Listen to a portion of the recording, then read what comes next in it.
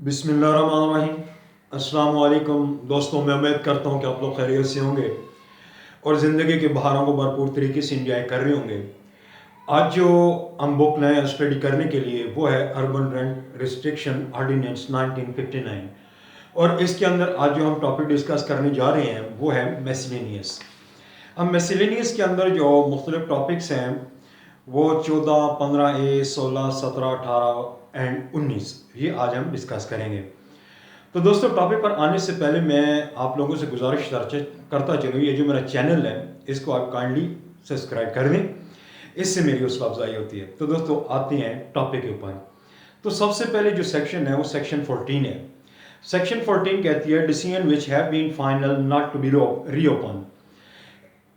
Sorry,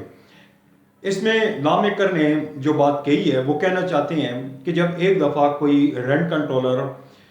या rent controller की अदालत कोई मुकदमा एक दफ़ा वो मुनफसल कर देती है तो दोबारा उन्हीं दो पार्टियों के दरमियान रेंट कंट्रोलर की अदालत के अंदर मुकदमा दायर नहीं हो सकता और ना ही वो इशू रीओपन हो सकता है। तो इसमें उन्होंने कहा है कि जब आप लैंडलॉर्ड जो है वो अपने टेनेंट की बेदखली सीख करता है, उसकी एविक्शन सीख करता है, सेक्शन 13 की सब क्लास 2 या 3 के तहत, उसमें अगर उसको मुख्तसरन समात के बाद या सरसरी समात के बाद अगर रेंट कंट्रोलर ने खारिज कर दिया है तो उसको दोबारा नहीं लाया जा सकता। या अगर लैंडलॉर्ड ने दरख्वास्त दी है कि वो टेनेंट को प्रॉपर्टी से एविक्ट करना चाहता है या बेदखल करना चाहता है और उसने कोई इमारत को नुकसान पहुंचाया है या उसने पड़ोसियों के लिए वो बायस वो तकलीफ है या इमारत को उसने सबलेट कर दिया है या इमारत उसने गिरा कर लैंडलॉर्ड ने नहीं बनानी है, और एक दफ़ा अगर उसकी वो जो दरख्वास्त है लैंडलॉर्ड के अगर खारिज हो गया तो दोबारा वो दरख्वास्त उसी टेनेंट के अगेंस्ट नहीं दे सकता। और तीसरी जो 13 सब क्लास 2 की जो 13 सब क्लास 3 जो है वो पर्सनल बोनाफाइड नीड है। अगर वो लैंडलॉर्ड ने अपनी पर्सनल बोनाफाइड नीड के तहत कोई एप्लीकेशन दी है टेनेंट के अगेंस्ट कि उसको बेदखल किया जाए, उसको निकाला जाए और उसकी जगह मैं खुद इसके अंदर अख्तियार करूँगा, तो एक दफ़ा अगर रेंट कंट्रोलर ने वो कोई मैटर डिसाइड कर दिया तो दोबारा ना लैंडलॉर्ड ना टेनेंट उस मैटर को दोबारा रेंट कंट्रोलर के पास ला सकते हैं। तो सिंपली मैं आपको ये बताना चाहता हूँ कि ये रेस जुडिकाटा जो सेक्शन 11 है CPC की, वो एक किस्म का इन्होंने यहाँ पर बताया है, यानी कि जो उसूल रेस जुडिकाटा के अंदर है वही उसूल इधर सेक्शन 14 के अंदर ये लागू है। उसके बाद आ जाती है 15 की हम अपील के ऊपर हम बना चुके हैं। अब आ जाती है 15A। अब 15A के अंदर उन्होंने लॉ मेकर ने सेक्शन जो ऐड की है वो है ट्रांसफर ऑफ केसेस। अब इसके अंदर ये है कि जब कोई फ्री के मुकदमा यानी लैंडलॉर्ड या टेनेंट अगर वो चाहता है कि उसका मुकदमा एक रेंट कंट्रोलर की अदालत से उठाकर दूसरी रेंट कंट्रोलर की अदालत के अंदर चला जाए तो वो जो है वो दरख्वास्त देगा अपीलेट अथॉरिटी को या डिस्ट्रिक्ट जज को, वो दरख्वास्त देगा या लैंडलॉर्ड देगा या टेनेंट देगा, जो भी उनमें से दोनों में से एक बंदा दरख्वास्त देगा और दूसरे फरीक को नोटिस जारी किया जाएगा और दोनों फरीकों के सुनने के बाद या अदालत जो है आज खुद अगर वो किसी फाइल को मंगवा के एक रेंट कंट्रोलर से किसी दूसरे के पास भी भिजवा सकती है। और अगर अदालत आज खुद किसी वो अपना मुकदमा जो है वो ट्रांसफ़र करना चाहती है तो फ्रीकैन को नोटिस देकर कहा जाएगा कि आप फलां अदालत के अंदर पेश हो जाओ। अगर आपने कोई ऐसा मुकदमा जो अपील हो या जिसको आप अपील कहते हैं, एक अपीलिएट कोर्ट से दूसरी अपीलेट कोर्ट के अंदर आपने ट्रांसफ़र करवाना चाहते हैं तो फिर आपने एप्लीकेशन जो मूव करनी है वो हाई कोर्ट के अंदर देनी है कि जी अपीलेट कोर्ट के जज साहब जो हैं वो मौके पर मौजूद नहीं है या ट्रांसफ़र हो चुके हैं या फौत हो चुके हैं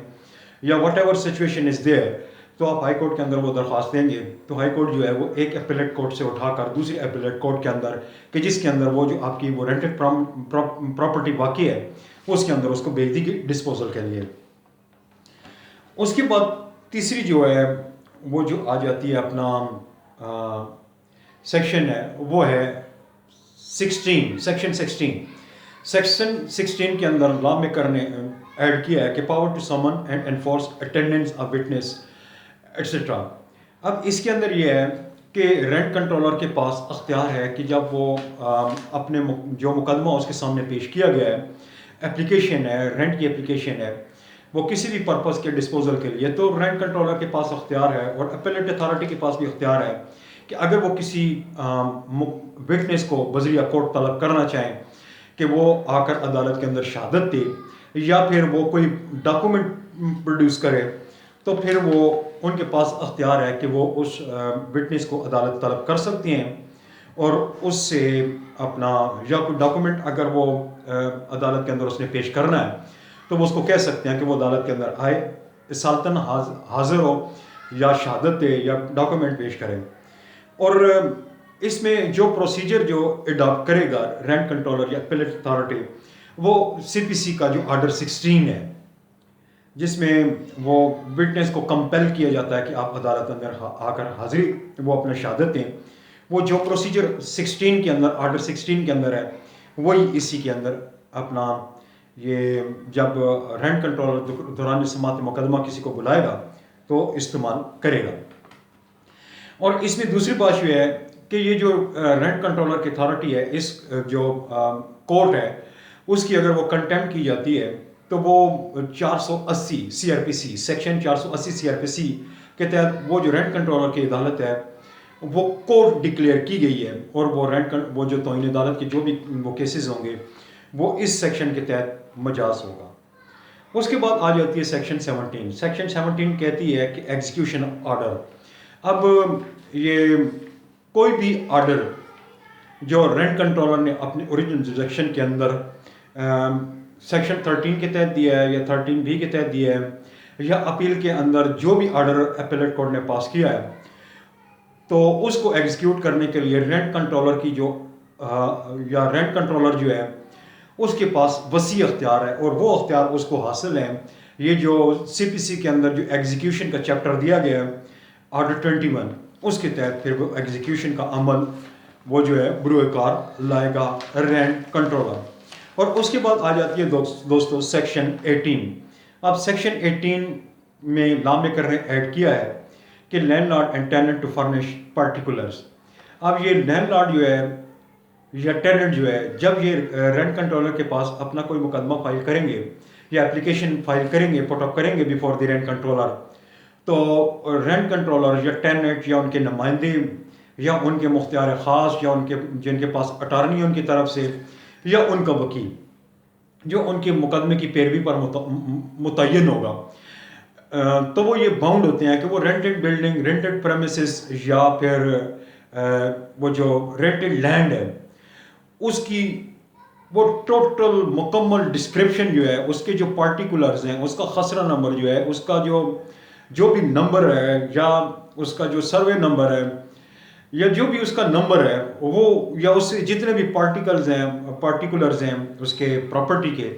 وہ رینٹ کنٹرولر کے عدالت کے اندر ان کو ان رائٹنگ صورت کے اندر وہ بتائے گا، ان کو مکمل طور پر آر سی کو یا رینٹ کنٹرولر کو آگاہ کرے گا. اس کے بعد آ جاتی ہے سیکشن 19. اس کے اندر انہوں نے بتایا ہے، لا میکر نے ایک سیکشن جو ایڈ کی ہے اس کے اندر پینلٹی کے نام سے کچھ وہ جو ہیں قواعد بنائے ہیں. اس میں انہوں نے 2 باتیں کی ہیں. پہلی بات یہ ہے کہ اگر کوئی بندہ آرڈیننس سازا یعنی R1 رینٹ ریسٹرکشن آرڈیننس 1959 کی سیکشن 10 سب کلاس 1 کی وائلیشن کرتا ہے یا سیکشن 11 کی وائلیشن کرتا ہے یا سیکشن 18 کی وائلیشن کرتا ہے. اب سیکشن 10 سب کلاس 1 کے اندر کیا ہے کہ اگر لینڈ لارڈ جو ہے جو عمارت کے اندر اس نے ٹیننٹ کو فیسلٹیز پرووائڈ کر رکھی ہیں اس کے اندر وہ انٹرفیئرنس کرتا ہے یا مداخلت کرتا ہے یا ان کو روک لیتا ہے، تو جو ٹیننٹ ہے اگر وہ کمپلینٹ کرتا ہے تو اس کے خلاف کارروائی جو ہے سیکشن 19 کے تحت کی جائے گی. اس کے بعد اگر سیکشن 11 جو ہے اس میں یہ کہا گیا کہ کسی جو ریزیڈینشیل بلڈنگ ہے اس کو نان ریزیڈینشیل بلڈنگ کے اندر تبدیل کرنا، مطلب رہائشی عمارت کو بغیر اجازت رینٹ کنٹرولر جو بندہ کمرشل عمارت کے اندر تبدیل کر دے گا تو وہ اس کا جو ایکٹ ہے یہ اوفینس کے زمرے کے اندر آتا ہے، تو وہ قابل تعزیر ہے. اور سیکشن 18 کے اندر جیسے میں نے ابھی بتایا کہ لینڈ لارڈ اور tenant both are bound to provide the particulars of rented premises, building or land to rent controller. اگر someone ان کو چھپا لیتا ہے یا بتاتا نہیں ہے تو وہ سیکشن 19 کے تحت وہ پینلٹی اس کے اوپر عائد کی جا سکتی ہے. اور جو بندہ ان کی خلاف ورزی کرے گا تو اس کے اوپر جو کورٹ ہے بعد کنوکشن اس کو 1000 روپیہ بطور فائن یا جرمانہ اس پر عائد کر سکتی ہے. اور دوسری بات اس کے اندر یہ کی ہے کہ کوئی بھی عدالت بشمولہ یہ جو رینٹ کنٹرولر ہے یا ڈسٹرکٹ جج ہے، مطلب کہ ڈسٹرکٹ جج کے پاس جو رینٹ کنٹرولر اپیلیٹ اتھارٹی کے اختیارات ہیں یا اے ڈی جے، وہ اس دفعہ 19 کے تحت اس وقت تک کسی بھی اوفینس کی کگنیزنس نہیں لے سکتے جب تک کہ رینٹ کنٹرولر کو اس ملزم کے خلاف باقاعدہ تحریری طور پر کوئی شکایت موصول نہیں ہو جاتی، اور یا کنٹرولر کی طرف سے ان رائٹنگ جب کمپلین آتی ہے تو اس کے اوپر کارروائی کی جائے گی. تو دوستوں میں سمجھتا ہوں میرا آج کا لیکچر آپ کو پسند آیا ہوگا، آپ کو سمجھ بھی آ گیا ہوگا. اگر آپ کا کوئی کویشچن ہے، کوئی کوئری ہے، آپ مجھے کال بھی کر سکتے ہیں اور ٹیکسٹ بھی. مجھے نیکسٹ ویڈیو کے آنے تک میں آپ لوگوں سے اجازت چاہوں گا. اجازت دیجیے. اللہ حافظ and wish you good luck.